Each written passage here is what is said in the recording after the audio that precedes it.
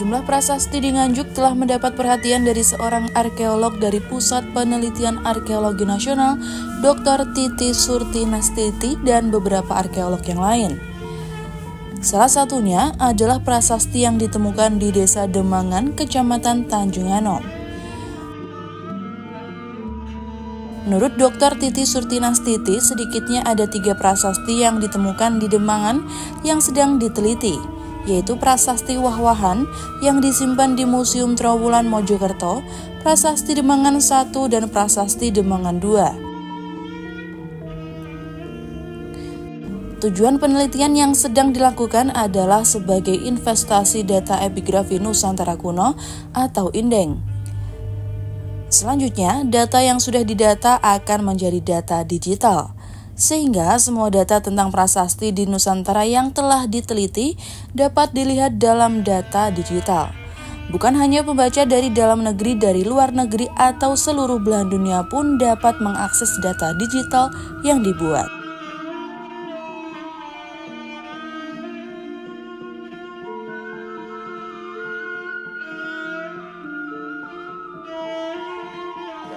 Jadi ini adalah salah satu contoh prasasti yang ditemukan di Demangan. Seperti kita tahu di Bandar Alim itu ditemukan 3 prasasti. Yang pertama Bandar Alim yang ada di Museum Trowulan sekarang, kemudian 1 di lokasi dan 1 lagi ini yang dikatakan Demangan 1 dan Demangan 2. Tujuan penelitian yang sekarang kami lakukan di Jawa Timur itu sebetulnya untuk INDENG. INDENG itu singkatan daripada inventasi data epigrafi Nusantara kuno. Jadi di data yang ini nantinya akan menjadi digital. Jadi kalau begitu cetek misalnya gitu, itu bisa semua data mengenai prasasti, ya terutama data awal prasasti terutama ya. Jadi bisa dilihat di situ.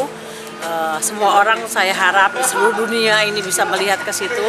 Tapi ya sekarang baru karena di Jawa ini baru pendataan yang sudah terbit itu yang bisa dilihat juga dengan program INDENG itu adalah yang di Sumatera. Nah, kelebihannya di INDENG itu adalah mungkin nanti di situ juga misalnya sudah ketahuan nih prasasti Bangle misalnya gitu, siapa saja yang pernah menulis tentang itu. Jadi di situ diharapkan referensinya ada. Itu yang mungkin selama ini yang suka terlupakan ya sama orang. Jadi kalau biasanya mengenai suatu kekunoan gitu itu atau prasasti itu lupa referensinya kemana saja.